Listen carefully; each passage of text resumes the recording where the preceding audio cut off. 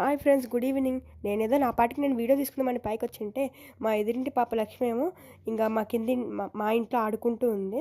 మళ్ళీ ఇంక నాతో పాటు ఇంక పైకొచ్చింది. కింద పడతామని చెప్తున్నా వినట్లేదు. మళ్ళీ వీడియోకైతే హాయ్ చెప్తుంది. ఇది సమ్మర్ ఎండింగో, వింటర్ స్టార్టింగో అర్థం కావట్లేదు కానీ, అప్పుడే వాన మాత్రం బాగా పడుతుంది. వీడియో ఉంటే ఇంత స్ట్రక్ అవుతుంది అనుకుంటున్నారా? నా ఫోన్ అయితే వాటర్ ప్రూఫ్ కాదు. అందులో మొన్నే కింద పడి స్క్రీన్ అంతా పిచ్చలు పిచ్చలుగా పగిలిపోయింది.